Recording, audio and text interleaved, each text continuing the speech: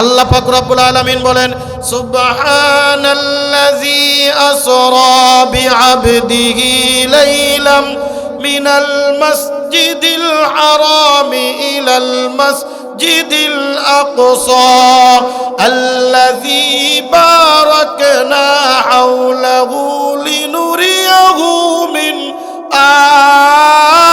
আয়াতিনা। সূরাত বনী ইসরাঈলের একেবারে 1 নম্বর আয়াত।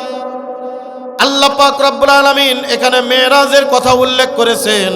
বাইতুল্লাহ থেকে বাইতুল মুকাদ্দাস, সেখানে বাইতুল্লাহ থেকে বাইতুল মুকাদ্দাস থেকে প্রথম আসমান, দ্বিতীয় আসমান, তৃতীয় আসমান, চতুর্থ, পঞ্চম, সপ্তম, এরপরে সিদরাতুল মুনতাহা, বাইতুল মামুর, সেখানে ইব্রাহিম আলাইহিস সালামের সাক্ষাৎ করার পরে একবার শেষ লাস্ট বর্ডার যাওয়ার পরে এরপরে হযরতে জিবরাইল আলাইহিস সালাম চলে আসলেন রফরফের মাধ্যমে। আল্লাহ তাআলা আল্লাহর দরবারে নিয়ে গেলেন। আল্লাহ তাআলা সশরীরে সজ্ঞানে আল্লাহর নবীর সাথে কথা বলেছেন। এর নাম হলো হাবিবুল্লাহ। বন্ধুরে আমার, কিয়ামতের ময়দানে আমার নবী যখন মাথা সিজদাবনত অবস্থায় পড়ে যাবে, আমার আল্লাহ ডাক দিয়ে বলবেন, হাবিবুল্লাহ মাথা উঠান, মাথা উঠান। আপনার চোখের পানি আমি আল্লাহ সহ্য করতে পারি না। আল্লাহর নবী যখনই কোনো কষ্ট অনুভব করতেন, সাথে সাথে আল্লাহ তাআলা ফেরেশতা পাঠায় দিতেন। জোরে কোন সুবহানাল্লাহ। বন্ধুরে আমার, না বলে পারছি না। আল্লাহর নবী কালেমার দাওয়াত যখন প্রথম মক্কার জিন্দেগিতে দিয়েছে, মক্কার মানুষ মানে নাই। মাদানী জিন্দেগিতে কালেমার দাওয়াত দিছে। এর মধ্যবর্তী সময়ে আল্লাহর নবী চিন্তা করলেন, যেখানে আমি ছোট্ট কাল থেকে লালিত পালিত হয়েছি, আমি যেখানে দুগ্ধপান করেছি, তায়েফের ময়দান, এই তায়েফের ময়দানে আমি যদি কালেমার দাওয়াত দিই, তাহলে মানুষ আমার কথা মেনে নেবে, মানুষ আমার কালেমার কথা শ্রবণ করবে। আল্লাহর নবী চলে গেলেন তায়েফের ময়দানে কালেমার দাওয়াত দেওয়ার জন্যে। এ যশোরের মুসলমান, গভীর মনোযোগ। আল্লাহর নবী তায়েফের অলিতে গলিতে ঘুরে আর ডাক দিয়ে বলে, কুলু লা ইলাহা ইল্লাল্লাহু তুফলিহুন। এ তায়েফবাসী, কালেমা গ্রহণ করো আর তোমরা সফল কাম হয়ে যাও, আল্লাহর জান্নাতি হয়ে যাও। তায়েফবাসী আমার নবীকে মানে নাই, তায়েফবাসী আমার নবীর কথা শ্রবণ করে নাই। পাথর নিক্ষেপ করতেছিল, পাথর নিক্ষেপ করতেছিল। তায়েফবাসী মক্কার থেকেও আরো ভয়ঙ্কর রূপ ধারণ করলো। টার্গেট করে করে আমার নবীর দিকে পাথর নিক্ষেপ করে।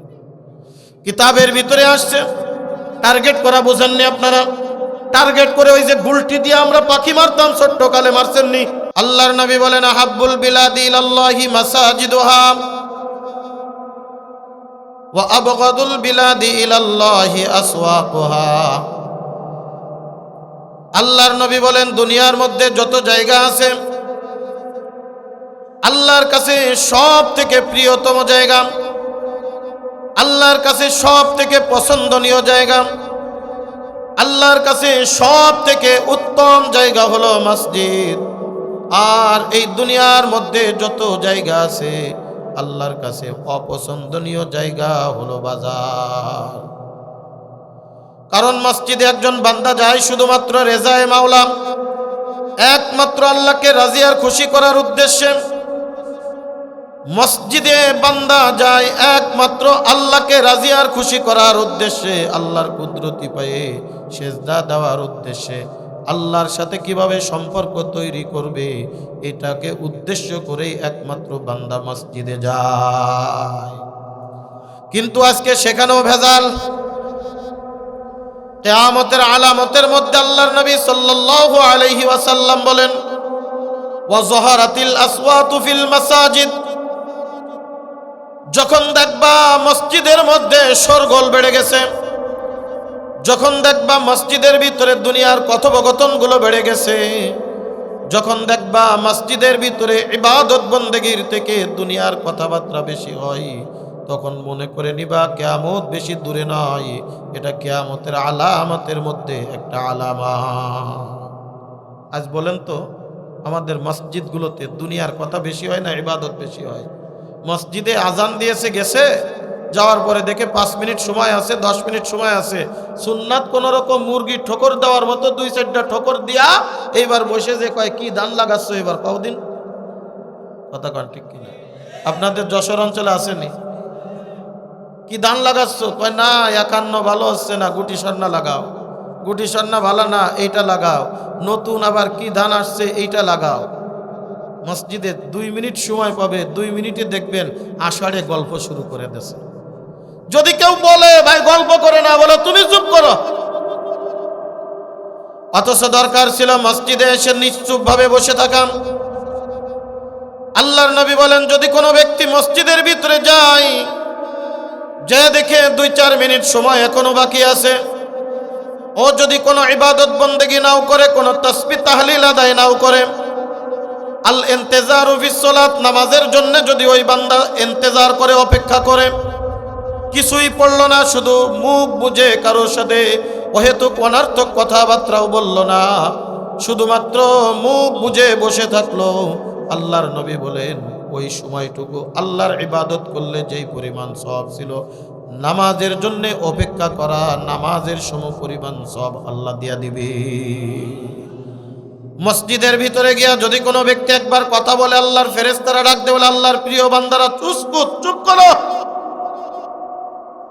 আবার কথা বললো, বলে হে আল্লাহর বান্দা চুপ করো। আবার কথা বললো, ওই ব্যক্তি ডাক দিয়ে বলবে আল্লাহর নাফরমান, মসজিদ থেকে বাহির হয়ে যাও, মসজিদ থেকে বাহির হয়ে যাও। কারণ মসজিদ তোমার জন্য না, কারণ মসজিদ দুনিয়ার কথা বলার জন্য না, মসজিদে ইবাদত চলবে কার? আরো জোরে বলেন কার? আল্লাহর ইবাদতের জন্য হবে মসজিদ।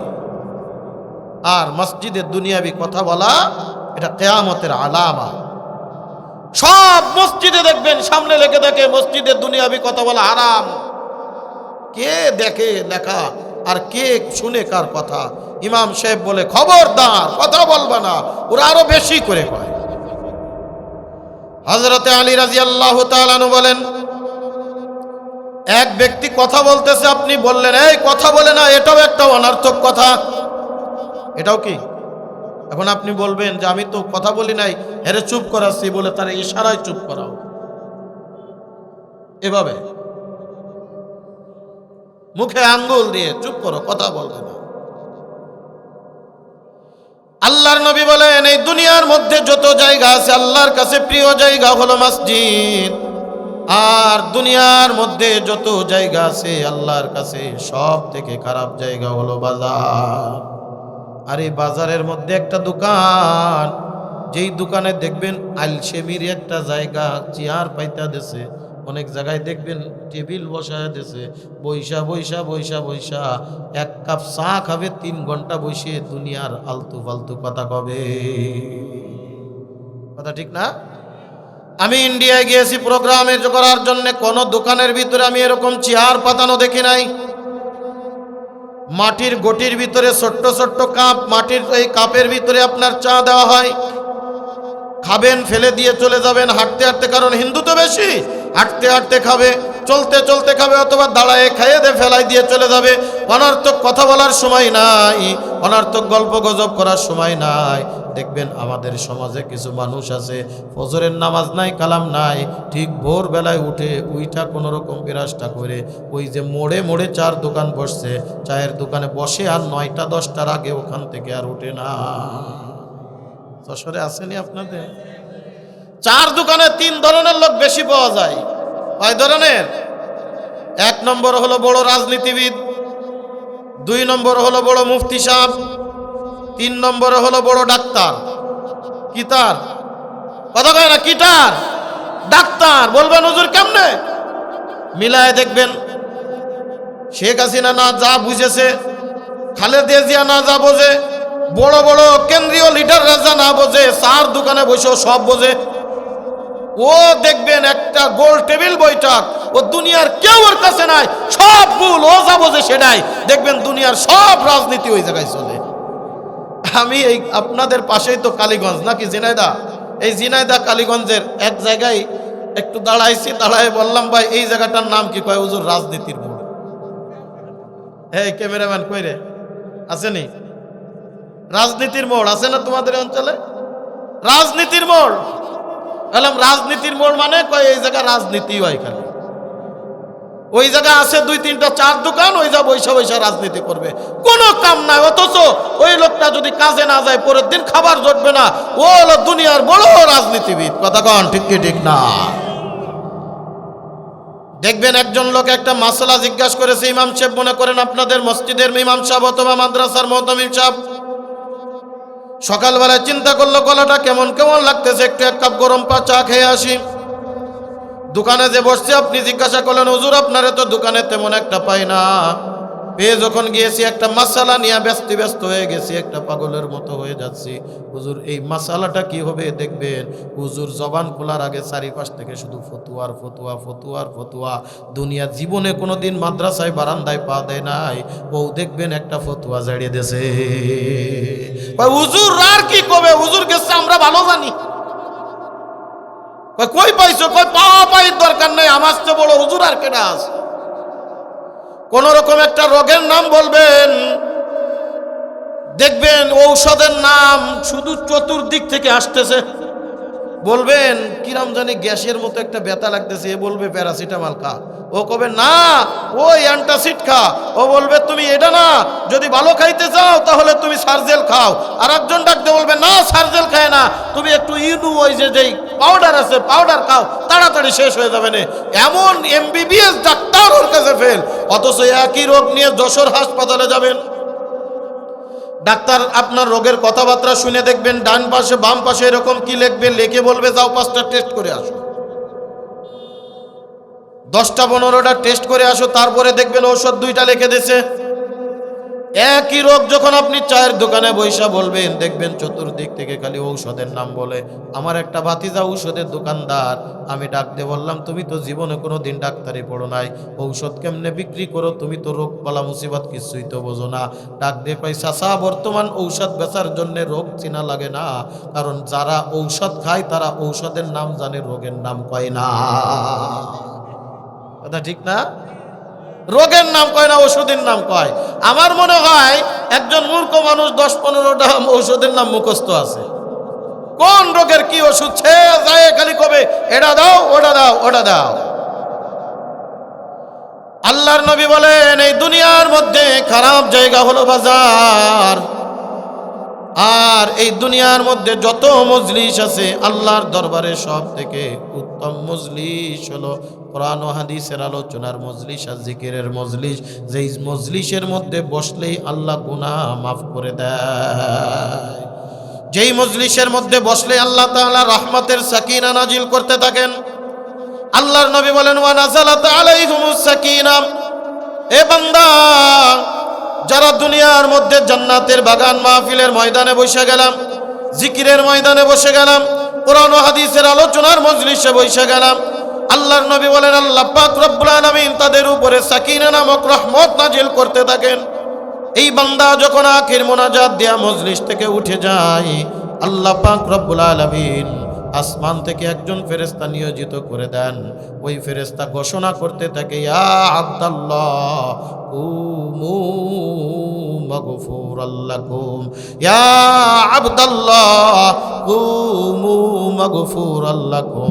ওগো আল্লাহর বান্দা এই মজলিস থেকে এমন ভাবে উঠো আল্লাহ তাআলা তোমার জীবনের সব গুনাহ খাতাগুলি মাফ করে দিয়েছে। আমরা কি আল্লাহর দরবারে মাপ চাই কি চাই না? এই জোরে বলেন চাই কি চাই না? আমাদের প্রত্যেকের মনের আশা আল্লাহ পাক রব্বুল আলামিন যেন আমার জীবনের গুনাহ মাফ করে। কথা বলেন ঠিক কিনা? এই মজলিসে আমরা যারা এসেছি দুনিয়ার কোনো উদ্দেশ্য আসেনি, দুনিয়ার কোনো আকাঙ্ক্ষা আসেনি, দুনিয়ায় টাকা পয়সার লোভ লালসা আছে নাকি, খাওয়ান দাওয়ানের লোভ আছে নাকি, লাস্টের তবারক আছে নাকি? না, কিচ্ছু নাই। একটাই মাত্র আশা আল্লাহ পাক রব্বুল আলামিন যেন আমার জীবনের গুনাহ খাতাগুলি মাফ করে দেয়। আল্লাহ পাক রব্বুল আলামিন যেন ওই কিয়ামতের ময়দানে এই বসাকে ওসিলা করে আল্লাহ তাআলা বিনা হিসেবে জান্নাত দেয়। আর আমরাও দোয়া করি বান্দা একবার যারা জয়ী জান্নাতের বাগানে এসে যায়, ওই কিয়ামতের ময়দানে আমার আল্লাহ উম্মতে মুহাম্মাদিকে জান্নাত দেওয়ার জন্য এক একটা ওসিলা ধরবে, বাহানা ধরবে। বান্দা তুই কি আমল করেছিস বল, তুই কি আমল করেছিস বল, তোর একটা আমল দেখা, যে আমলের কারণে আমি আল্লাহ তোরে জান্নাত দিয়া দিব। बुजुर्गी की नहीं हमको जरूरत, गुलाम अपना बना ले ऐ खुदाया, गुलाम अपना बना ले ऐ खुदाया।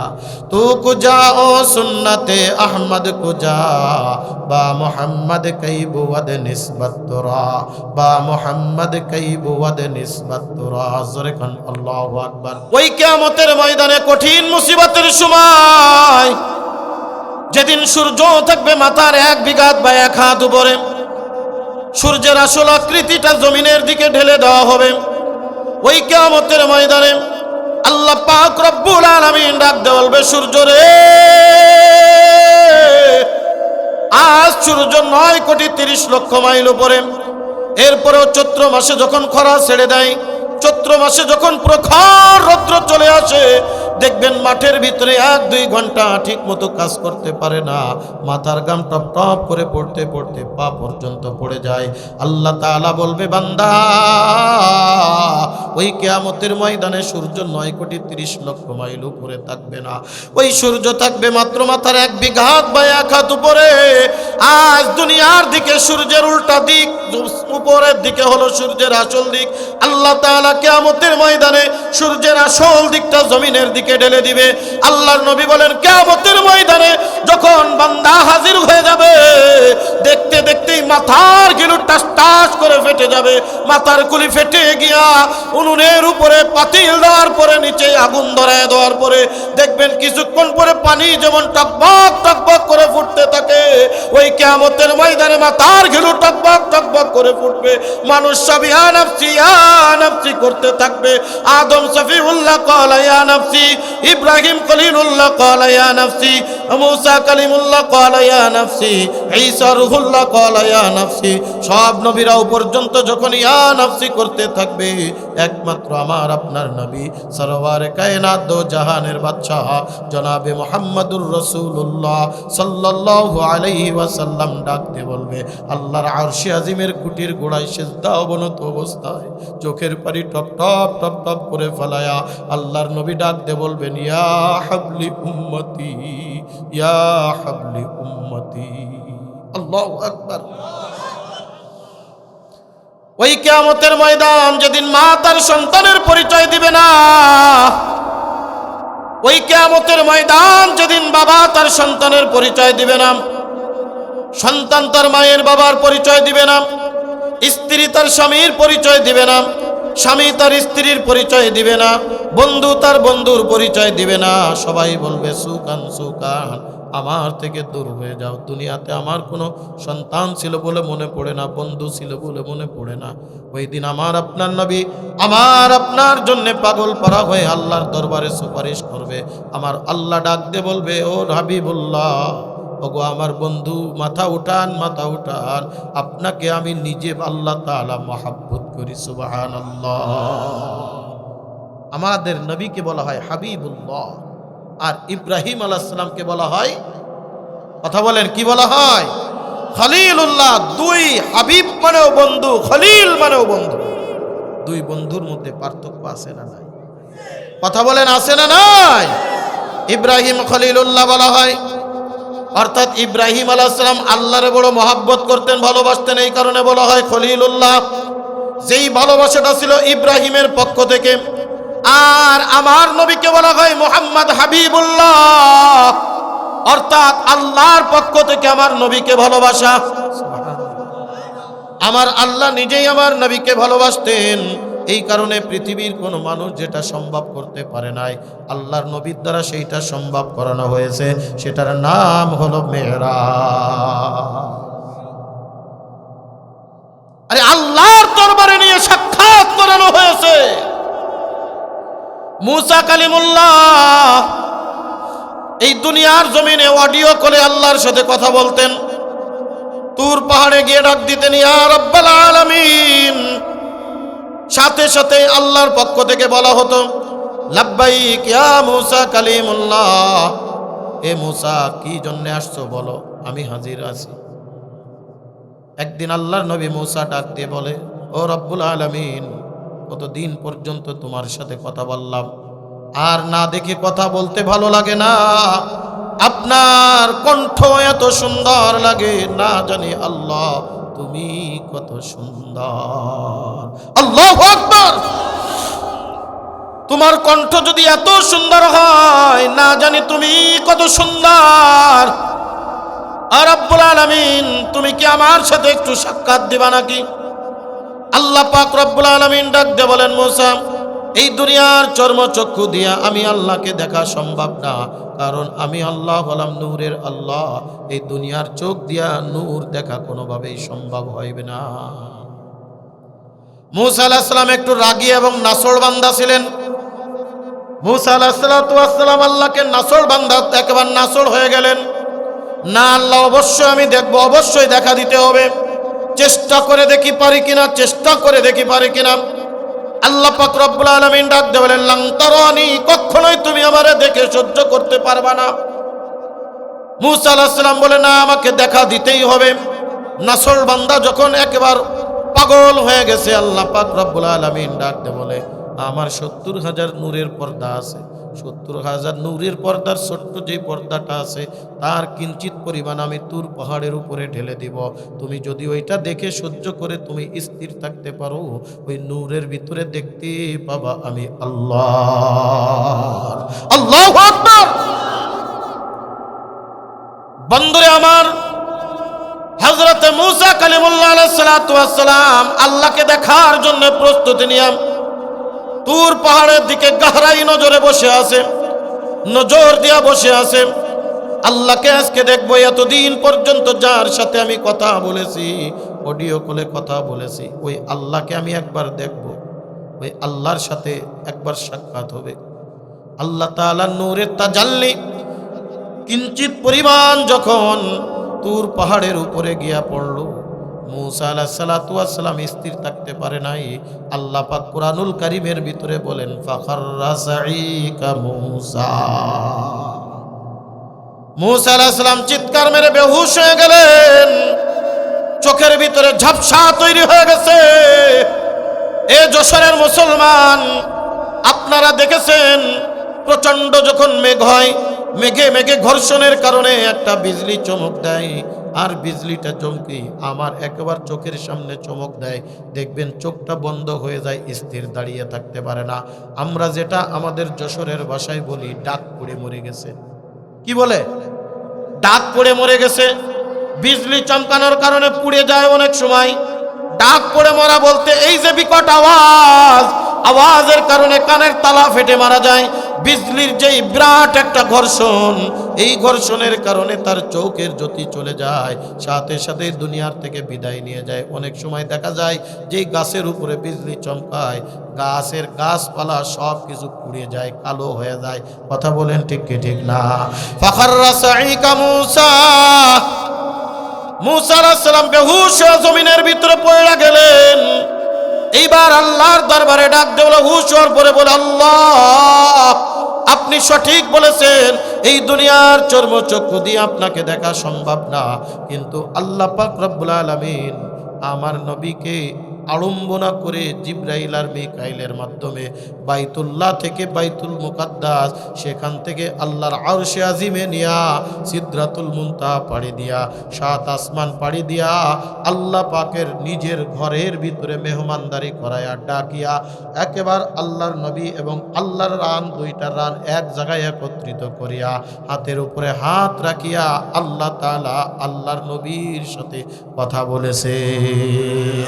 আল্লাহ পাক রব্বুল আলামিন বলেন, সুবহানাল্লাযী আসরা বিআবদিহি লাইলাম মিনাল মাসজিদিল হারামি ইলাল মাসজিদিল আকসা আল্লাযী বারাকনা হাওলাহু লিনুরিয়াহু মিন আয়াতিনা। সূরাতুল বনী ইসরাঈলের একেবারে 1 নম্বর আয়াত। আল্লাহ পাক রব্বুল আলামিন এখানে মেরাজের কথা উল্লেখ করেছেন।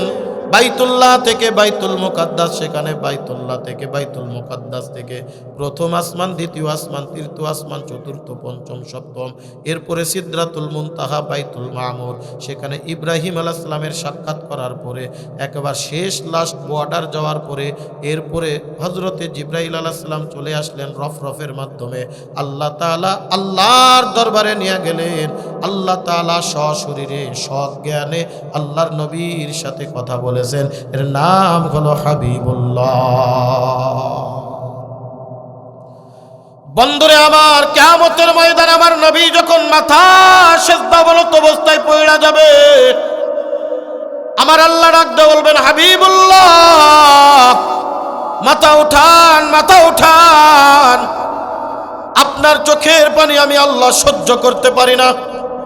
আল্লাহর নবী যখনই কোনো কষ্ট অনুভব করতেন, সাথে সাথে আল্লাহ তাআলা ফেরেশতা পাঠায় দিতেন। জোরে কোন সুবহানাল্লাহ। বন্ধুরে আমার, না বলে পারছি না। আল্লাহর নবী কালেমার দাওয়াত যখন প্রথম মক্কার জিন্দেগিতে দিয়েছে, মক্কার মানুষ মানে নাই। মাদানী জিন্দেগিতে কালেমার দাওয়াত দিছে। এর মধ্যবর্তী সময়ে আল্লাহর নবী চিন্তা করলেন, যেখানে আমি ছোট্টকাল থেকে লালিত পালিত হয়েছি, আমি যেখানে দুগ্ধপান করেছি, তায়েফের ময়দান, এই তায়েফের ময়দানে আমি যদি কালেমার দাওয়াত দিই, তাহলে মানুষ আমার কথা মেনে নেবে, মানুষ আমার কালেমার কথা শ্রবণ করবে। আল্লাহর নবী চলে গেলেন তায়েফের ময়দানে কালেমার দাওয়াত দেওয়ার জন্য। এ যশোরের মুসলমান, গভীর মনোযোগ। আল্লাহর নবী তায়েফের অলিতে গলিতে ঘুরে আর ডাক দিয়ে বলে, কুলু লা ইলাহা ইল্লাল্লাহু তুফলিহুন। এ তায়েফবাসী, কালেমা গ্রহণ করো আর তোমরা সফল কাম হয়ে যাও, আল্লাহর জান্নাতি হয়ে যাও। তায়েফবাসী আমার নবীকে মানে নাই, তায়েফবাসী আমার নবীর কথা শ্রবণ করে নাই। পাথর নিক্ষেপ করতেছিল, পাথর নিক্ষেপ করতেছিল। তায়েফবাসী মক্কার থেকেও আরো ভয়ঙ্কর রূপ ধারণ করলো। টার্গেট করে করে আমার নবীর দিকে পাথর নিক্ষেপ করে। কিতাবের ভিতরে আসছে, টার্গেট করা বোঝেননি আপনারা? টার্গেট করে ওই যে গুলটি দিয়ে আমরা পাখি মারতাম, ছোট্টকালে মারছেননি? গুলটি দিয়া পাখি মারা হয়, টার্গেট করা হয়, চোখ এরকম করে দেখবেন এইভাবে উঠায় একবার টার্গেট করতেছে পাখি, ওখানে বসা, ওই পাখির গায়ে লাগাইতে হবে। ওইভাবে পাথর নিয়া টার্গেট করে, কেউ বা টার্গেট করে নাকে, কেউ বা টার্গেট করে কপালে, কেউ বা টার্গেট করে চোখে, কেউ বা টার্গেট করে সিনার উপরে। আমার নবীর উপরে এমনভাবে পাথর বর্ষণ করে, আর নবীজি দুনিয়ার জমিনে স্থির দাঁড়িয়ে থাকতে পারে না। সমস্ত শরীর থেকে রক্ত প্রবাহিত হইতেছে। আমার নবী দাঁড়িয়ে থাকার সক্ষমতা হারিয়ে ফেললেন। আল্লাহর নবী জমিনের ভিতরে বৈশা পড়লেন। এরপরেও তায়েফবাসী ছাড়ে নাই। আমার নবীর গায়ের উপরে পাথর নিক্ষেপ করে। আল্লাহর নবী আর বসেও থাকতে পারে নাই, জমিনের ভিতরে লুটিয়ে পড়লেন। তায়েফবাসী তারপরেও ছেড়ে দেয় নাই। আমার নবীর গায়ের উপরে পাথর নিক্ষেপ করতেছে। আল্লাহর নবী বেহুশ হয়ে জমিনের ভিতরে শুয়ে পড়ছে। পাথরের স্তূপ জমা হয়ে গেছে, কেউ নাই, কেউ নাই। না আছে আবু বকর, না আছে ওমর, না উসমান, না আলী। আমার নবী তায়েফের ময়দানে একা একা জমিনের ভিতরে বেহুশ হয়ে পড়ে আছে। বাবাকে জন্মের আগে হারিয়েছেন, মাকে তো 5 বছর বয়সে হারিয়েছে, দাদাকে হারিয়েছেন 8 বছর বয়স। আল্লাহর নবী সাল্লাল্লাহু আলাইহি ওয়াসাল্লাম মাত্র একবার কথা বলার সুযোগ পেয়েছিলেন। আল্লাহর আরশে আজিমের কুটির গুড়া থরথর করে কাঁপে।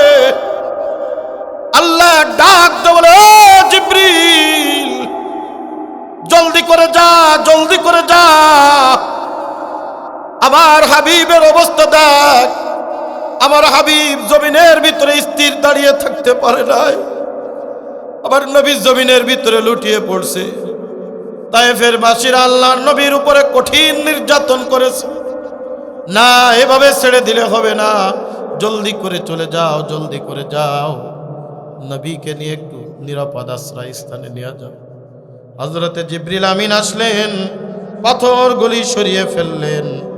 আল্লাহর নবীকে পাজা কোলা করে ধরছে, পাজা কোলা করে ধরে পাহাড়ের উপরে নিয়ে গেছে। পাহাড়ের উপরে গিয়া ডাকতে বলে, জিবরিল আমিন বলে, এ পাহাড় তোমার উপরে কাকে আনা হয়েছে জানো?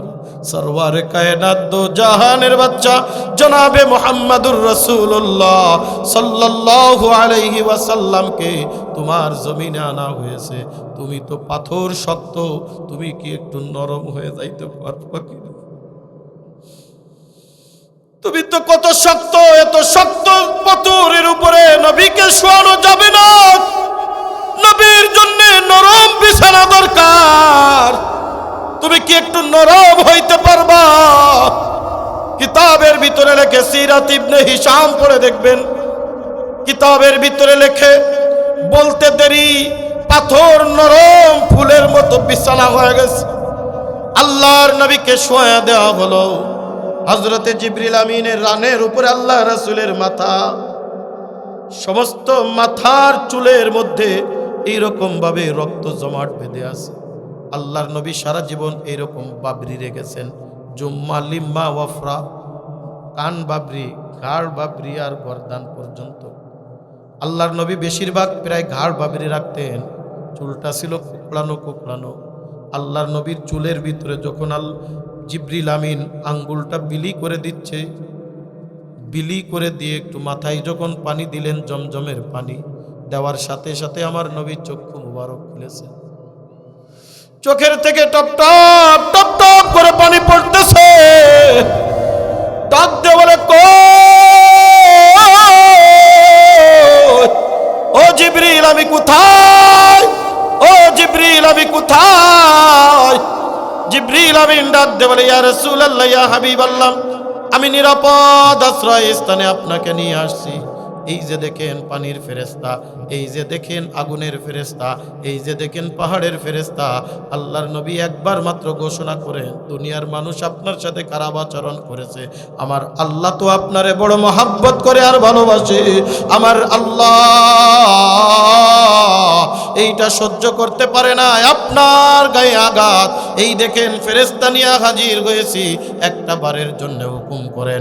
দেখবেন সাথে সাথেই পানির ফেরেশতা এমন ভাবে পানি বর্ষণ করবে, নূহ আলাইহিস সালামের প্লাবন কি ছিল তার থেকে অধিকারে পানি হয়ে সব তায়েফবাসী পুড়ে হাবুডুবু খেয়ে দুনিয়ার থেকে বিদায় নিবি।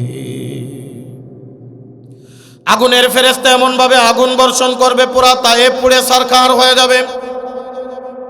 পাহাড়ের ফেরেশতা দুই পাশের পাহাড় এমন ভাবে চাপ দিবে, লূত আলাইহিস সালামের অবস্থা কি হয়েছিল তার থেকে ভয়াবহ রূপ ধারণ করবে। অর্থাৎ তায়েফের চিহ্ন দুনিয়ার জমিনের ভিতরে থাকবে না। আল্লাহর নবী চোখের পানি টপ টপ করে ফেলায় ডাক দিয়ে বলে, ও জিবরিল, তুমি কি আমাকে বদদুয়া করার জন্য বলো? না না, ওয়ামা আরসালনাকা ইল্লা রাহমাতাল লিল আলামিন।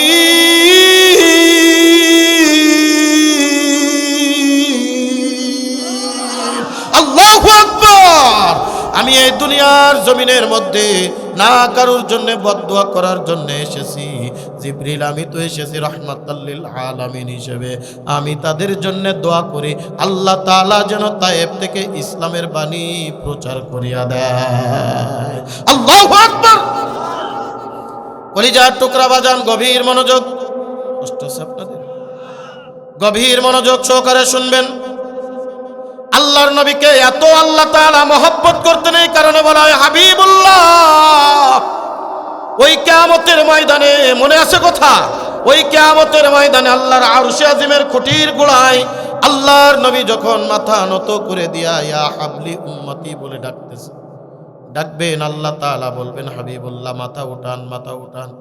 আল্লাহর নবী মাথা উঠে ডাক দিয়ে বলবে, আমি তখনই আমার কান্না থামাবো আমার উম্মতকে যতক্ষণ পর্যন্ত মাফ না করবা আমি ততক্ষণ পর্যন্ত কান্না থামাইতে পারবো না। জোরে জোরে কান সুবহানাল্লাহ। তু কুজাও সুন্নতে আহমদ কুজা বা মোহাম্মদ কই বুয়াদ নিসবত তোরা বা মোহাম্মদ কই বুয়াদ নিসবত তোরা। মাশুকু সে क्या मजा है अल्लाहु अकबर, माशुकू से क्या मजा है आशिकू से पूछियो, शाखे गुल में क्या मजा है बुलबुलू से पूछियो, शाखे गुल में क्या मजा है बुलबुलू से पूछियो। यार अगर यारे नबाशद यारे हरगिज यारे नीस गुल अगर खुशबू न दारद काबिले गुलजार नीस, गुल अगर खुशबू न दारद काबिले गुलजार नीस। আমার আল্লাহ ডাক দিয়ে বলবেন হাবিবুল্লাহ, আপনার চোখের পানি আমি আল্লাহ দুনিয়াও সহ্য করতে পারি নাই, কিয়ামতের ময়দানে আপনার চোখের পানি সহ্য করা সম্ভব নয়। আপনি আজকে মাথা উঠান, মাথা উঠান। আপনার উম্মতদেরকে আমি আল্লাহ আমার জান্নাত দান করব, আপনার উম্মতদেরকে আমি বাহানা ধরে জান্নাত দিব। একদল গুনাহগার উম্মত আল্লাহর দরবারে হাজির হয়ে যাবে। ওগো আল্লাহ, আমার জীবনে তেমন কোনো গুনাহ নাম, আমার জীবনে তেমন কোনো নেকি নাই, আমরা তেমন কোনো নেকি কাজ করতে পারি নাই। দুনিয়ার জিন্দেগিতে হারাম কাজ করেছি, নেকি গুনাহের কাজ করেছি, ঠিক মতো নামাজ পড়ি নাই, ইবাদত করি নাই, বন্দেগি করি নাই। আল্লাহর নবী ডাক দিয়ে বলবেন আল্লাহ, দেখা যাচ্ছে এরা আমার উম্মত, এদেরকে যতক্ষণ মাফ না করবা আমি নবী কান্না বন্ধ করব না। এ কলিজার টুকরা বাজার, কোন দুনিয়ার পিছনে পাগল, কোন দুনিয়ার নাজ নিয়ামতের জন্য পাগল, কোন দুনিয়ার আরাম আয়েশের জন্য পাগল। আমার নবীর পাগল হইতে পারো নাই, দ্বীনের পাগল হইতে পারো নাই, ইসলামের পাগল হইতে পারো নাই, কোরআনের পাগল হইতে পারো নাই, নামাজের পাগল হইতে পারো নাই। আমার নবী ডাক দিয়ে বলবেন না না না, তুমি যতক্ষণ পর্যন্ত তাদেরকে জান্নাত না দিবা ততক্ষণ পর্যন্ত আমি কোনোভাবেই কান্না থামাইব না। আল্লাহ তাআলা এবার ডাক দিয়ে বলবেন বান্দা, তোমার জীবনে এমন একটা আমল বলো যেই আমলের কথা শুনে আমি তোমারে মাফ করে দিব। ডাক দিয়ে বলবে আল্লাহ, এইরকম তো কোনো আমলের কথা আমার মনে পড়তেছে না, এইরকম তো কোনো আমলের কথা স্মরণ আসতেছে না। আল্লাহ ডাক দিয়ে বলবেন তারপরেও স্মরণ করো, তারপরেও স্মরণ করো। একজন বান্দা ডাক দিয়ে বলবে আল্লাহ, আমার জীবনে একটা আমলের কথা মনে পড়ে আমি আমলটা করেছিলাম। আল্লাহ বলবেন যাও জান্নাত দিলাম। আল্লাহু আকবার। এইভাবে সব বান্দাদেরকে আল্লাহ তাআলা হাদিসে পাকের ভিতরে আসছে, যারা দুনিয়ার জমিনের মধ্যেই জান্নাতের বাগানে আসে, কোরআন ও হাদিসের আলোচনার মজলিসে আসে, জিকিরের মজলিসে আসে, ওই বান্দা ডাক দিয়ে বলবে আল্লাহ, আমার তেমন কোনো আমল ছিল না, একটা আমলের কথা আমার মনে পড়ে যায়। ওগো আল্লাহ, ওই আমলটা হলো ওই যে মাথাভাঙ্গা দারুল কোরআন বালক বালিকা কওমি মাদ্রাসা এতিমখানার মাহফিল চলতেছিল, আমার বসার কোনো নিয়ত ছিল না, বাজারে ঘুরে ফিরে বেড়াচ্ছিলাম, তারপরে চিন্তা করলাম একটু বইসা যায়, আমি জান্নাতি লোকদের সাথে জান্নাতের বাগানে একটা সময় মুহূর্ত বসেছিলাম। আল্লাহ তাআলা বলবেন যাও বান্দা, ওই যে তুমি যেই আমলটা করেছো ওই আমলের কারণে আমি আল্লাহ তোমার জান্নাত দিয়া দিলাম। জান্নাত ও দোজখ সে ইয়া রব क्या करो आरज़ू है मैं तुझे देखा करो, मैं तुझे देखा करो, पूरे गिलमन जैसे नेमत है तो उससे नेमत दीदारे खुदाए तो, उससे नेमत दीदारे खुदाए तो। ज़ोरे कन अल्लाहु আকবার। বন্ধুরে আমার, আমি কোরআনুল কারীমের সূরাতুজ জুমারের একটা আয়াত তেলাওয়াত করেছি, 40 নম্বর আয়াত আমি আপনাদের মাঝে তেলাওয়াত করেছি মুখতাসার ভাবে। ওই আয়াতের উপরে সার সংক্ষেপে কয়েকটি কথা বলে আমার আলোচনার ইতি টানবো ইনশাআল্লাহ। যেহেতু আমার রাত্রে আবার ঢাকায় ফিরে যেতে হবে, কালকে জুমা। এ কলিজার টুকরা বাজান, আমরা জীবনে গুনাহ করেছি, অনেক অন্যায় করেছি, অপরাধ করেছি, কথা বলেন ঠিক কি ঠিক না? আমাদের জীবনে গুনাহ আছে না নাই? আমরা কি কেউ বলতে পারবো আমরা জীবনে কোনোদিন গুনাহ করি নাই? এই পৃথিবীর জমিনে আল্লাহ তাআলা যত মানুষ সৃষ্টি করেছেন, শুধুমাত্র নবী আলাইহিস সালামদেরকে আল্লাহ তাআলা মাসুম হিসেবে ঘোষণা করেছেন, অর্থাৎ তাদের জীবনে কোনো গুনাহ নাই, তাদের দ্বারা আল্লাহ তাআলা কোনোদিন কোনো গুনাহ করান নাই। আর আল্লাহর নবীর যারা সাহাবী ছিলেন, সাহাবা ইকরামদেরকে আল্লাহ তাআলা মাগফুর করেছেন, গুনাহ ক্ষমা করে দিয়েছেন। নবী আলাইহিস সালামরা হলেন মাসুম, সাহাবা ইকরাম হলেন মাগফুর, অর্থাৎ তারা গুনাহ করেছিলেন কিন্তু আল্লাহ তাদের গুনাহ মাফ করে দিয়েছেন। আর দুনিয়ার মধ্যে যত মানুষ আছে, যত ইনসান আছে, যত জিন আছে, আমরা সবাই গুনাহগার। আমাদের জীবনে এত গুনাহ, জীবনে এত অন্যায়, যা গণনা করে আমরা কোনোদিন শেষ করতে পারবো না। আল্লাহ তাআলা এই গুনাহগার বান্দা বান্দীদেরকে অভয় বাণী দিয়া, একটা আশ্বাস্ত বাণী দিয়া, আশার আলো শোনায়া আল্লাহ পাক রব্বুল আলামিন কুরআনুল কারীমের একটা আয়াত নাজিল করেছেন। আল্লাহ পাক রব্বুল আলামিন বলেন, কুল ইয়া ইবাদিয়াল্লাযীনা আসরাফু আলা আনফুসিহিম লা তাকনাতু মির রাহমাতিল্লাহ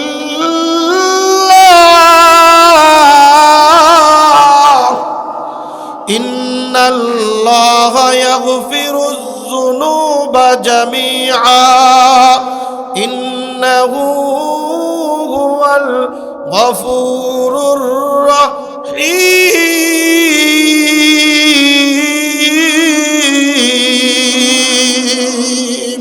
আল্লাহ পাক রব্বুল আলামিন ডাক দে বলে, এ গুনাহগার বান্দা, তোমরা কি গুনাহ করতে করতে তোমাদের জীবনটাকে বরবাদ করে ফেলেছো? তোমরা কি অন্যায় করতে করতে তোমরা কি নিজের উপরে আশাহত হয়ে গেছো? আলা আনফুসিহিম, নিজের নফসের উপরে তোমরা কি আশা ছেড়ে দিয়েছো? আল্লাহ পাক রব্বুল আলামিন সান্ত্বনা দিয়ে বলেন, লা তাকনাতু মির রাহমাতিল্লাহ, আল্লাহর রহমত থেকে নৈরাশ হয়ে যেও না, কারণ আমার আল্লাহ হলেন রহমতের আল্লাহ, আমার আল্লাহ হলেন দয়ার আল্লাহ, আমার আল্লাহ হলেন মায়ার আল্লাহ, আমার আল্লাহ হলেন রহমতের দরিয়ার সাগর। দুনিয়ার মানুষের মধ্যে কি মায়া, আল্লাহ তাআলার ভিতরে হাজার হাজার লক্ষ কোটি গুণ মায়া বেশি। জোরে জোরে কোন সুবহানাল্লাহ। বান্দা তুমি যতই গুনাহ করো না কেন, এ বান্দা আয় আয়, আল্লাহ তাআলা রাখতে বলেন, উদউনি আস্তাজিব লাকুম, বান্দা আয় গুনাহ খাতা নিয়া আমি আল্লাহর একবার ডাক, আমি আল্লাহ তোর জীবনের সব গুনাহ মাফ করে দিব। আল্লাহ তাআলা দেখেন কুরআনুল কারীমের ভাষা কি, আল্লাহ তাআলা বলেন আল্লাহ জীবনের সব গুনাহ মাফ করে দিবে। ইয়াগফিরুয যুনুবা জামিআ, জামিউন শব্দের অর্থ কি? সব, কোনো গুনাহ থাকবে না, অল এভরিথিং, একটা গুনাহ জীবনে থাকবে না। জোরে কোন সুবহানাল্লাহ। বান্দা তুমি গুনাহ করে ফেলেছো, গুনাহ করতে করতে পাহাড় পরিমাণ করেছো, গুনাহ করতে করতে সমুদ্রের ফেনা পরিমাণ করেছো। ও বান্দা আয় আয় আয়, আমি আল্লাহরে একবার ডাক, আমি আল্লাহ তোর ডাকের আশায় আছি। যেমন দেখেন না রে বাজান, সন্তান যখন অন্যায় করে ফেলে, সন্তান মারে মা বলে ডাকে না, সন্তান বাবারে বাবা বলে ডাকে না। 2, 4, 5 বছর হয়ে গেছে, মা সন্তানের উপরে নাখোশ, বাবা সন্তানের উপরে নাখোশ। ওই সন্তান যদি একবার নিজের ভুল বুঝতে পেরে রাতের অন্ধকারে 2, 4, 5 বছর পরে ওই সন্তান যদি বাবার কাছে চইলা যায়, ওই সন্তান যদি মার কাছে চইলা যায়, গভীর রজনীতে একবার যদি ডাকতে বলে মা, দেখবেন মা হাউ মাউ করে কেঁদে ওঠে, ডাকতে বলবে সন্তান রে, আমি তো এই দিনের অপেক্ষায় ছিলাম। জোরে কোন কথা ঠিক কি ঠিক না? আমি তো এই দিনের অপেক্ষা করতেছিলাম, কখন তুই আমারে মা বলে ডাক দিবি। ও সন্তান রে, তুই তো আমার কলিজার ধন, তুই তো আমার নারী ছিলা সন্তান, তুই আমার উপরে রাগ করে থাকতে পারিস, আমি তো তোর উপরে রাগ করে থাকতে পারি না, আয় বাসায়। মা দেখবেন বুকের উপরে জড়া, বুকের সাথে জড়ায়া ধরা হাউ মাউ করে কাঁদে। ওই সন্তান যত অন্যায় করুক মা মাফ করে দেয়।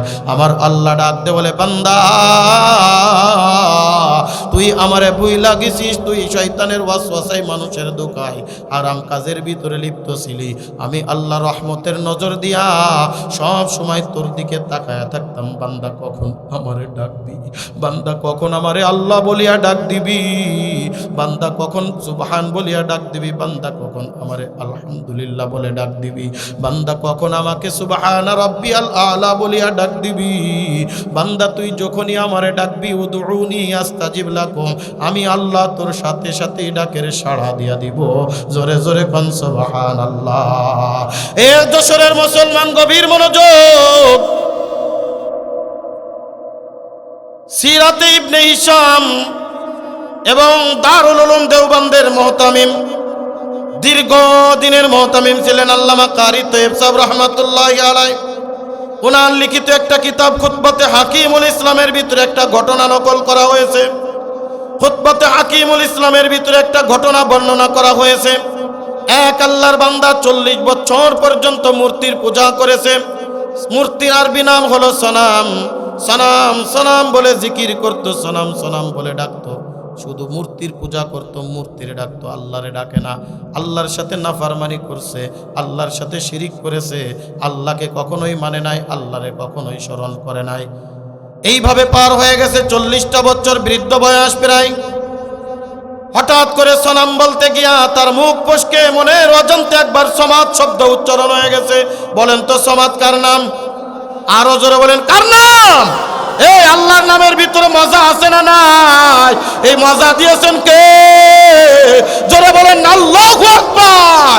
আল্লাহ আল্লাহ क्या मुबारक नाम है, अल्लाह अल्लाह आशिकू का काम है, अल्लाह अल्लाह क्या मुबारक नाम है, अल्लाह अल्लाह मुमिनों का काम है। जोरे कौन अल्लाहु अकबर। আল্লাহ পাক রব্বুল আলামিন বলেন, কুল হুয়াল্লাহু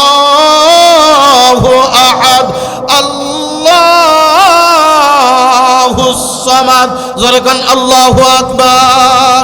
সামাদ কার নাম? আল্লাহর নাম ধরে যখন ডাক দিছে, সাথে সাথে আল্লাহ তাআলা ডাকতে বলে, লাব্বাইক আবদি লাব্বাইক আবদি। বান্দা তুই আমারে কেন ডাকিস? বান্দা তুই আমারে কেন ডাকলি? বান্দা তুই আমারে কেন ডাকলি? কাছের ফেরেশতারা ডাকতে বলে, রব্বুল আলামিন এই বান্দা তো ইচ্ছা করে আপনার নাম ধরে ডাকে নাই, সমাম বলতে গিয়া সমাদ বলিয়া ফেলায়েছে। আল্লাহ, এরপরেও আপনি কেন তার ডাকে সাড়া দিলেন? আল্লাহ পাক রব্বুল আলামিন ডাক দে বলে, ফেরেশতারা রে, সে কার নাম ধরে ডেকেছে? বলে আপনার সিফাতি নাম ধরে ডেকেছে। ডাক দে বলে, এতদিন কার নাম ধরে ডেকেছিল? বলে মূর্তির নাম ধরে ডেকেছে। বলে মূর্তি কি তার ডাকের কোনোদিন সাড়া দিয়েছে? ফেরেশতারা ডাক দে বলে, কেমনে সাড়া দিবে? আরে সে তো পাথরের তৈরি অথবা খেড়কোটা তৈরি, মাটি দিয়া তৈরি, কেমনে কথা বলবে? আল্লাহ ডাক দে বলে, ও ফেরেশতারা রে, ওই মূর্তিরে 40 বছর ধরে সনাম সনাম বলে ডাকলো, ওই মূর্তি কোনোদিন তার ডাকের সাড়া দিল না। আজকে ইচ্ছাই বলুক আর অনিচ্ছাই বলুক, তার জবান থেকে যখন সমাদ বলে ডাক দিছে, আর আমি আল্লাহ যদি তার ডাকের সাড়া না দিই, ওই সনাম আর সমাদের মধ্যে কোনো পার্থক্য থাকে না। জোরে জোরে কোন কথা ঠিক কি ঠিক না? কুল ইয়া ইবাদিয়াল্লাযীনা আসরাফু আলা আনফুসিহিম লা তাকনাতু মির রাহমাতিল্লাহ ইন্নাল্লাহা ইয়াগফিরুয যুনুবা জামিআ ইন্নাহু হুয়াল গফুরুর রহিম।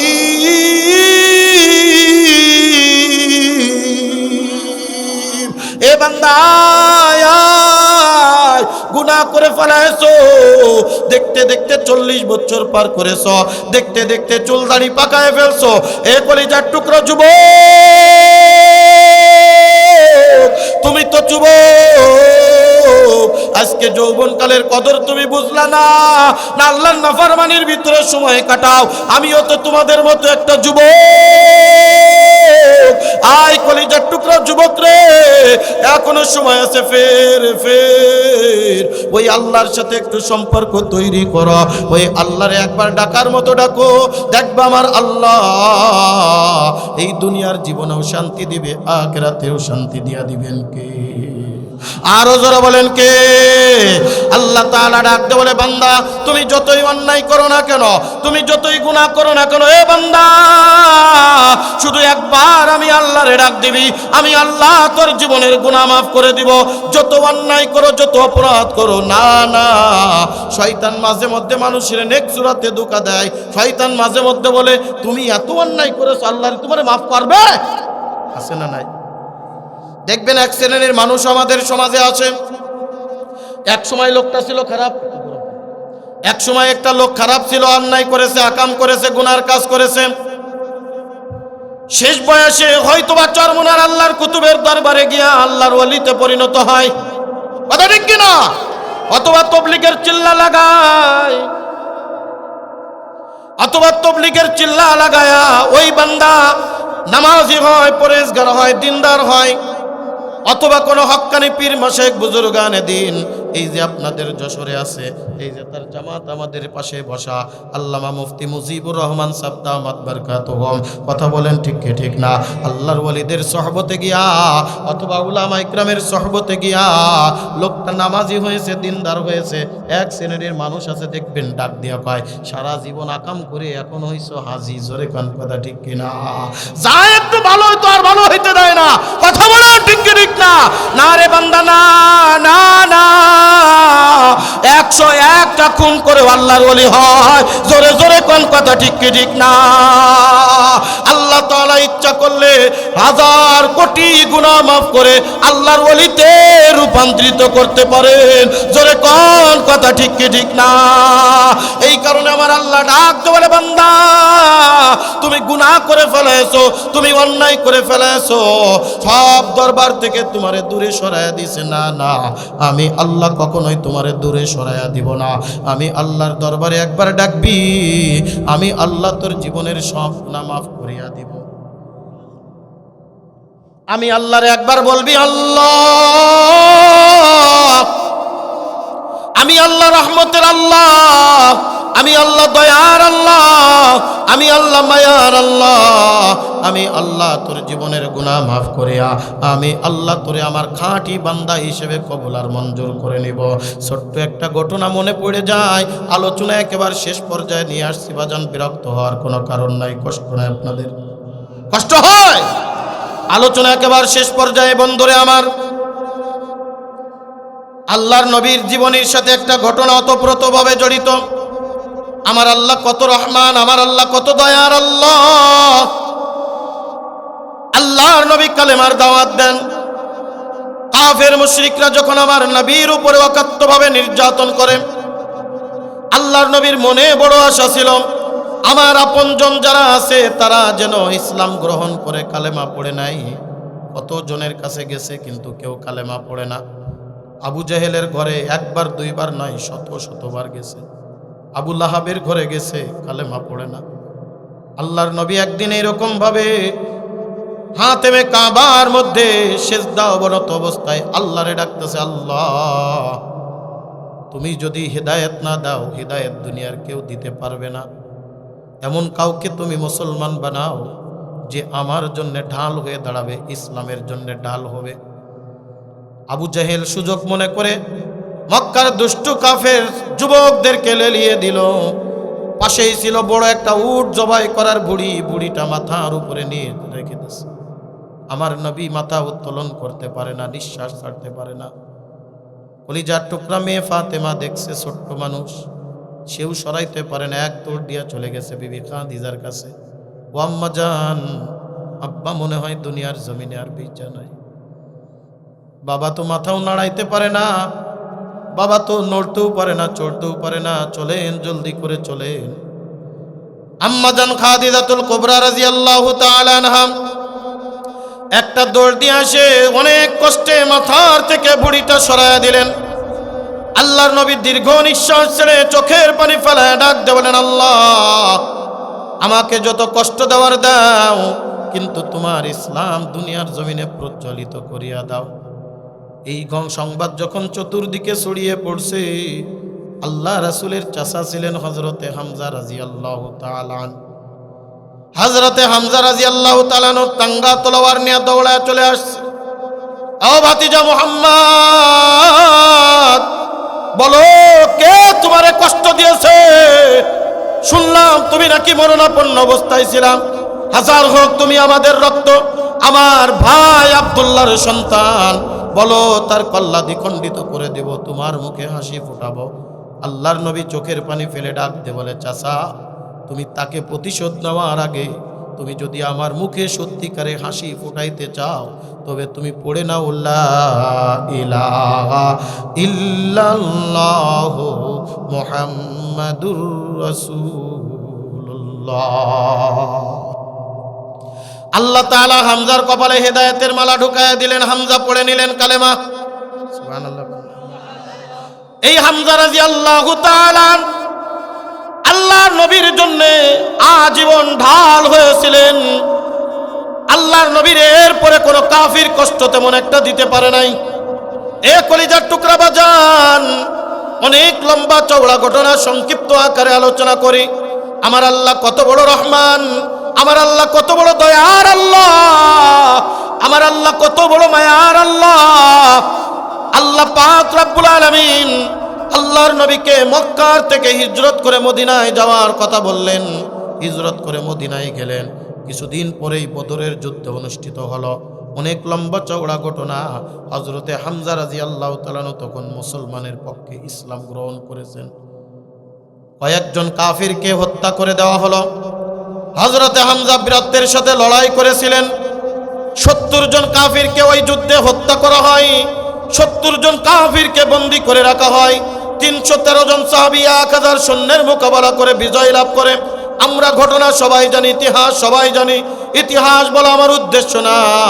ওই যুদ্ধের ময়দানে হযরতে আমিরে হামজার হাতে একজন ব্যক্তি হত্যা হয়েছিল, যে ছিল হিন্দার বাবা। একদিক থেকে আল্লাহ রাসূলের শাশুড়ি, একদিক থেকে আবু সুফিয়ানের স্ত্রী। তখনও মুসলমান হয় নাই।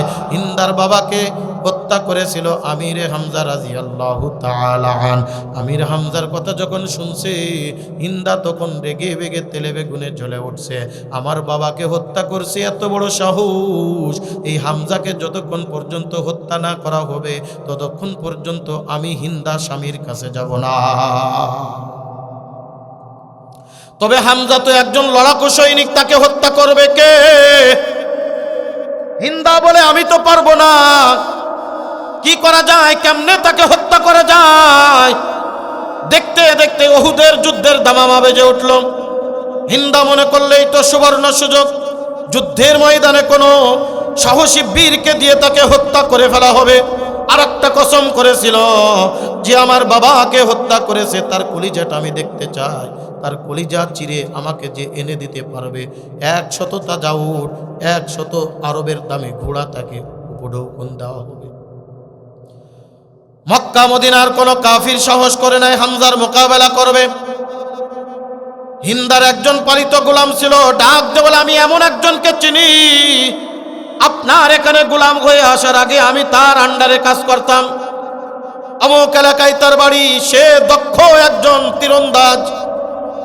কোন রকম চোখের নজর যদি বাঁধে আর যদি তীর নিক্ষেপ করে, তীরন্দাজ হয়ে যদি তীর নিক্ষেপ করে, একবার ডাইরেক্ট, একবার কারেক্ট জায়গায় তীর নিক্ষেপ করে দিতে পারবে। সরাসরি মূল্য যুদ্ধে হামজাকে হারানো সম্ভব না। তবে যদি দূরের থেকে তীর নিক্ষেপ করে তারে মাটিতে ফেলায় দেওয়া যায়, এরপরে তারে হত্যা করা যাবে বলে তারে ডাইকানো। অপরিচিত, তারে ডাইকা নিয়ে আসো। ডেকে আনা হলো। অর্থের লোভ দেখানো হলো, ক্ষমতার লোভ দেখানো হলো। পরিশেষে ওই লোকটা রাজি হয়ে গেল, হ্যাঁ আমি পারবো। তবে আমার এই ডিমান্ড আছে বলে সব ডিমান্ড পূরণ করব। হিন্দা ডাকতে বলে তবে আমার একটা শর্ত আছে, শুধু হত্যা করলে চলবে না, হত্যা করার পরে তার কলিজাটা বাহির করে আমার কাছে আনা লাগবে। আমি কসম করেছি আমি তার কলিজা চাবায়া চাবায়া খাবো। বন্ধুরে আমার, দেখতে দেখতে উহুদের যুদ্ধের ময়দান শুরু হয়ে গেছে। তুমুল বেগে যুদ্ধ হচ্ছে, মুসলমানদের বিজয় একেবারে সন্নিকটে। কাফিররা পালানো শুরু করে দিছে। অনেক লম্বা চওড়া ইতিহাস উহুদের যুদ্ধের ঘটনা পড়বেন। সর্বপ্রথম মুসলমানদের বিজয় হয়ে গিয়েছিল।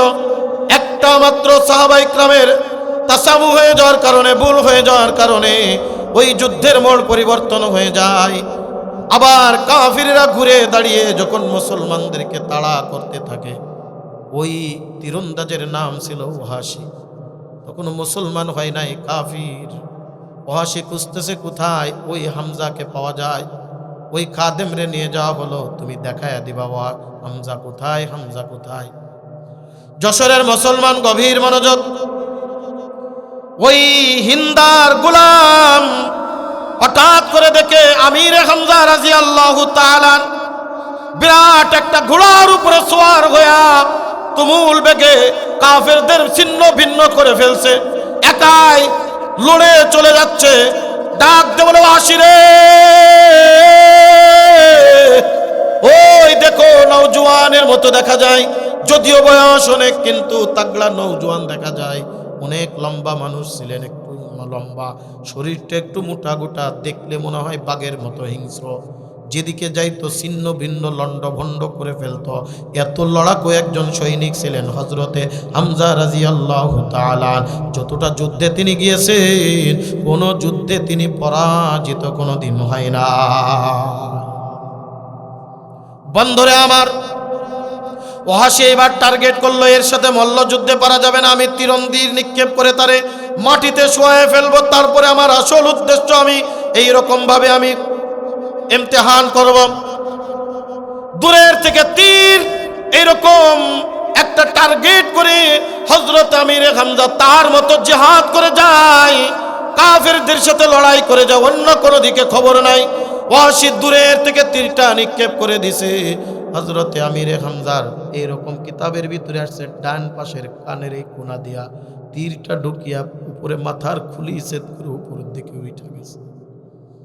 আমিরে হামজা এত তাগড়া, এত লড়াকু সৈনিক, বীর বিক্রমে, তারপরেও দুইজন কাফেরকে হত্যা করেছে। আর তিনি ঘোড়ার পিঠে সওয়ার থাকতে পারে নাই, জমিনের ভিতরে পড়ে গেছে।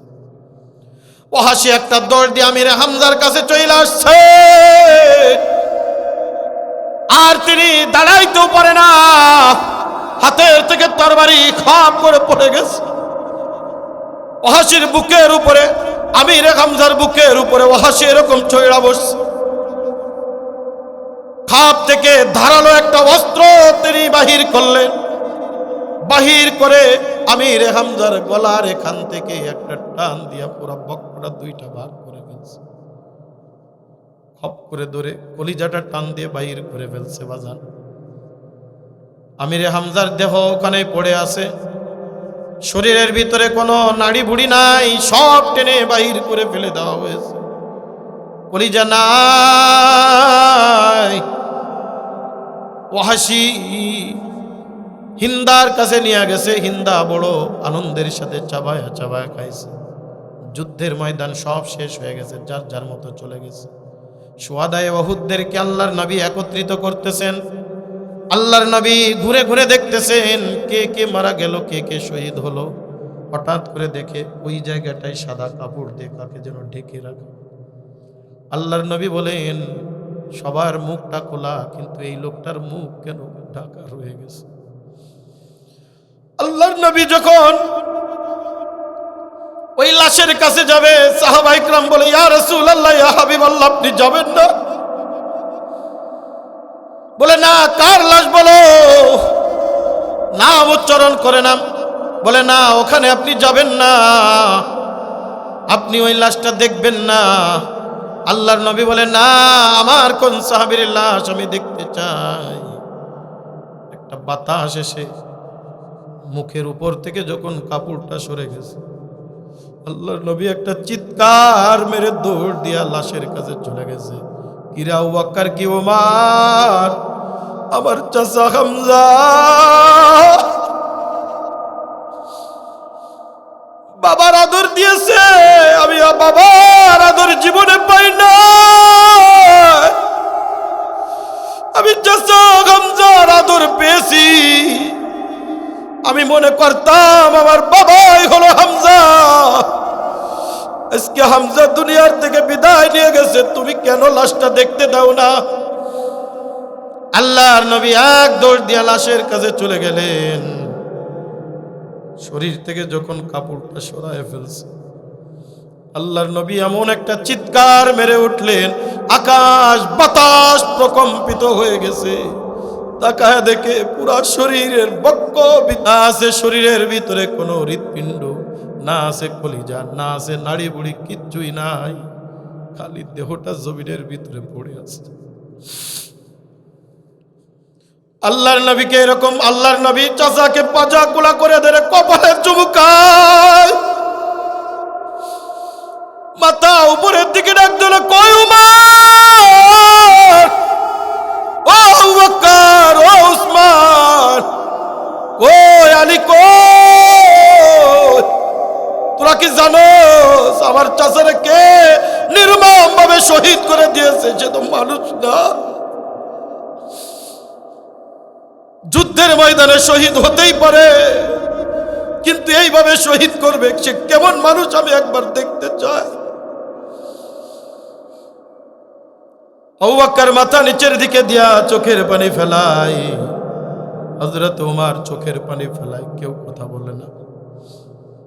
একজন সাহাবী ডাক দিয়ে বলে, ইয়া রাসূলুল্লাহ, ইয়া হাবিবাল্লাহ, শুনেছি তার নাম ওয়াসি আমাদের এলাকার লোক না, দূরের থেকে ভাড়া করে হিন্দা তাকে নিয়ে আসছে, তার কলিজা চাবায়া চাবায়া খাবে। এই কারণে আল্লাহর নবী ডাক দিয়ে বলে, ওমর বা উসমান ও আলী, তোমরা চলে যাও, যেখানে ওয়াসিরে পাবা জিন্দা অথবা মুর্দা আমার সামনে হাজির করো।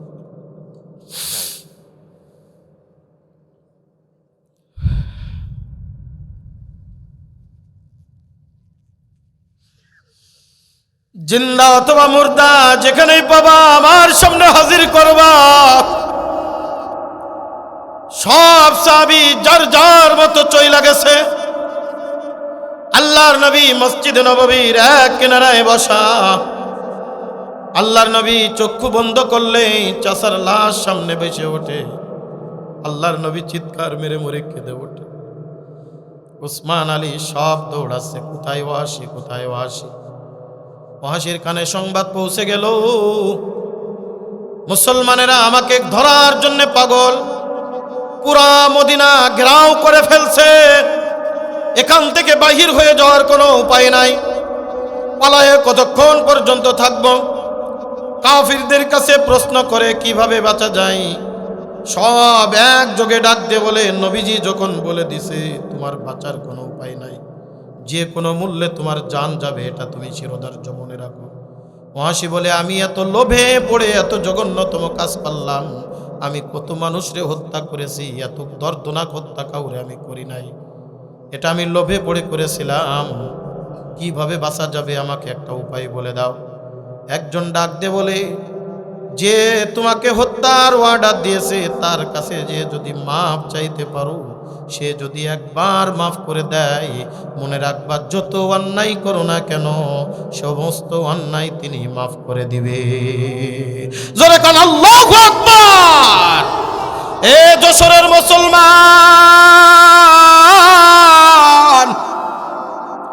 ওয়াসি এবার তলাশ করছে কিভাবে মুহাম্মাদের কাছে যাওয়া যায়, কিভাবে আল্লাহর নবীর কাছে যাওয়া যায়। দিনের বেলায় গেলে মানুষ দেখে ফেলবে, আমার হত্যা করে ফেলবে। রাত্র আস্তে আস্তে গভীর হইতেছে, সব সাহাবায়ে কেরাম মাথা নিচু করে আল্লাহর নবীর দরবারে।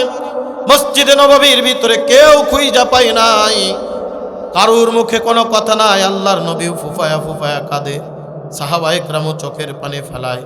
মদিনার অলিতে গলিতে কান্নার রোল পড়ে গেছে। এই ওয়াহাশি কে, এই ওয়াহাশি কে, এই ওয়াহাশি কে। এই ওয়াহাশিকে এত কঠিন শাস্তি দিল, তারে তো চিনলাম না। যশোরের মুসলমান গভীর মনোযোগ। ওয়াহাশি রাত্রের অন্ধকারে নিজের মুখমণ্ডল ঢেকে ওই মসজিদে নববীর কিনারায় চলে গেলেন। দেখে সবাই মাথা নিচের দিকে দিয়ে আসে, আল্লাহর নবীর মাথা নিচে।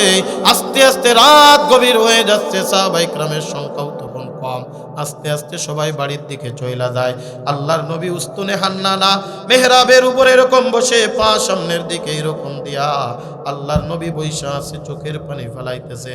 এইটা সুবর্ণ সুযোগ মনে করে ওই ওয়াহাশি একটা দৌড় দিয়ে আল্লাহর নবীর কাছে পা মুবারকের জড়ায় ধরে চোখের পানি ফেলায় ডাক দে বলে, ওগো আল্লাহর নবী, আমারে ক্ষমা করে দেন, আমারে ক্ষমা করে দেন। সাহাবায়ে কেরাম সবাই মাথা উঠালেন। আল্লাহর নবীর মাথা উঠায় দেখলেন অপরিচিত একজন লোক। ডাক দে বলে, তুমি কে? তুমি কে? তোমারে চিনলাম না।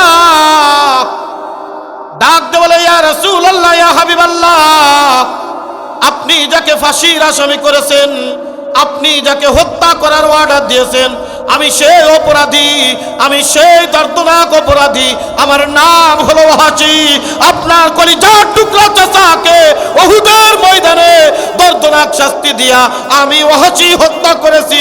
আমি আপনার কাছে মাফ চাওয়ার জন্য এসেছি। আপনি আমারে ক্ষমা করে দেন, আর হাত দোকানে পড়ায় দেন, আর পড়ায় দেন লা ইলাহা ইল্লাল্লাহু মুহাম্মাদুর রাসূলুল্লাহ।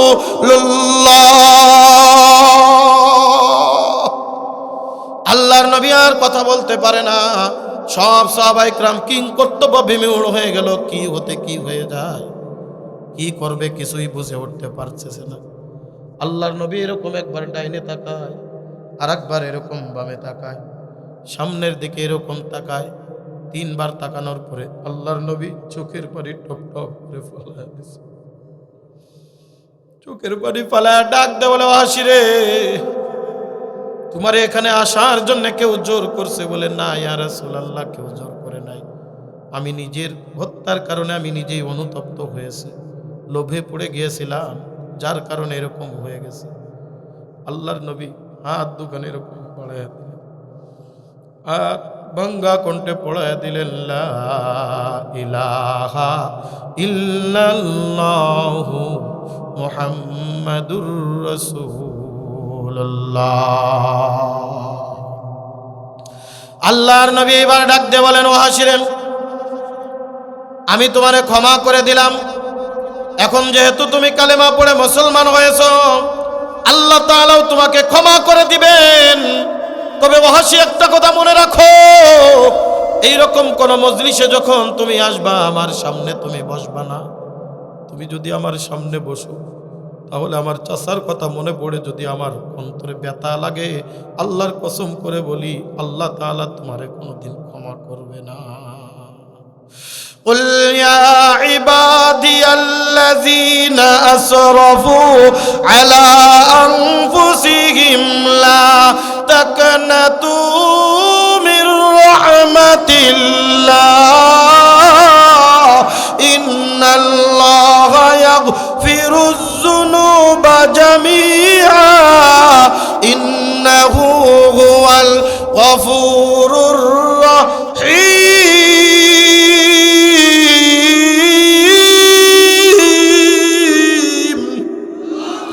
এ বান্দা, তুমি যতই গুনাহ করো না কেন, ওই ওয়াহাশির মতো তুমি যদি গুনাহ করো, এ বান্দা গুনাহ করে ফেলেছো, আমার আল্লাহর রহমতের দরজা বন্ধ হয়ে যায় নাই। এ যশোরের মুসলমান, চক্ষু দুইটা বন্ধ করে মাথা দুইটা মাথাটা নিচের দিকে লাগায়া মন রে বুঝাও রে এই দুনিয়ার নাজ নিয়ামতের ভিতরে পড়িয়া কত গুনাহ করে ফেলেছো, কত অন্যায় করেছো, কত নাফরমানি করেছো। না বান্দা, না না, আমার আল্লাহর থেকে রহমতের থেকে নৈরাশ হয়ে যাও না। আমার আল্লাহ রহমতের দরিয়া নিয়ে বইসা আছে। বান্দা আয় আয়, ফাজকুরুনি আযকুরুকুম ওয়াশকুরুলি ওয়ালা তাকফুরুন। বান্দা তুই আমারে স্মরণ করবি, আমিও তোরে স্মরণ করব। বান্দা যতই গুনাহ থাক না কেন, ওই রাত্রের অন্ধকারে সবাই যখন ঘুমিয়ে যায়, আয় বান্দা আয় আয় আয়, লেপ কম্বলের বুকে লাথি মারিয়া উজু করিয়া দুরাকাত নামাজ আদায় করিয়া আমি আল্লাহর দরবারে হাত তুলে বল, আল্লাহ আমারে তুমি মাফ করিয়া দাও। আল্লাহ তাআলা ডাক দে বলে, বান্দা তুই যতই অন্যায় করিস না কেন, যতই অপরাধ করিস না কেন বান্দা, ওই যে আমারে ডাকলি আমি আল্লাহ তোরে মাফ করিয়া দিব। এ যশোরের মুসলমান, বিশেষ করে আমার কলিজার টুকরা বাজার, এ আমার কলিজার টুকরা যুবক, এ পর্দার অন্তরালের মাগো, কত অন্যায় করেছে দুনিয়ার নাজ নিয়ামতের ভিতরে পাগল।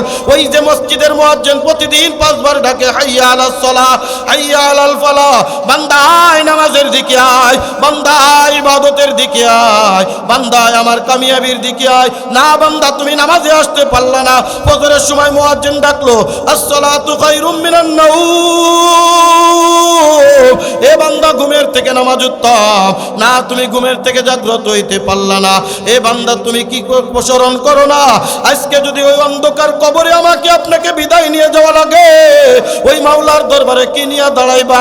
ওই কবরের জিন্দেগি যদি একবার ধরা খাইয়া যাও, বাঁচার কোনো উপায় থাকবে না।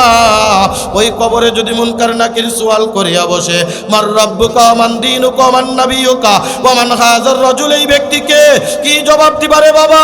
এ কলিজার টুকরা যুবক, আমিও তো তোমাদের মতো একটা যুবক, আয় আয় আয়, পা দুখানি বাড়া দে, আমি নুরানি জড়া দুধ রাজি। এরপরও বলি ফের ফের ওই নাফরমানির দিকে যাস না, হারামের কাজের দিকে যাস না, গুনাহের কাজের দিকে যাস না। জীবনে গুনাহ করেছো পর্দার অন্তরালের মাগো, তুমি কি দেখো না তোমার বয়সী কত মাস অন্ধকার কবরে? এ আমার বাবা, তুমি কি চক্ষু বন্ধ করে দেখো না? ছোট্টকালে একসাথে খেলাধুলা করেছিলা, আজকে তারা দুনিয়ার জমিনের ভিতরে নাই নাই নাই। ওই অন্ধকার কবরে চাতক পাখির নাই তাকিয়ে আছে, আমাকেও তো অন্ধকার কবরে যাওয়া লাগবে। কথা বলেন ঠিক কি ঠিক না? আমরা কেউ দুনিয়ার জমিনে থাকতে পারবো না রে বাজান। আল্লাহর নবী বলেন, ইজা মাতাল ইনসান ইনকাতা আনহু আমালুহু ইল্লা বিসালাসা ইল্লা বিসাদাকাতিন জারিয়া, মানুষ যখন দুনিয়ার থেকে বিদায় নিয়ে যায়, তার সব আমলের দরজা বন্ধ হয়ে যায়, 3টা আমল কিয়ামত পর্যন্ত জারি থাকে। আমাদেরকে মরা লাগবে কি লাগবে না? এই কেউ কি দুনিয়ায় চিরকাল থাকতে পারবো? না বান্দা না, কবে মরবো কেউ জানি না। কথা বলেন ঠিক কি ঠিক না? ফাইজা জালুহুম লা ইস্তাখিরুনা সাআতাও ওয়ালা ইস্তাকদিমুন,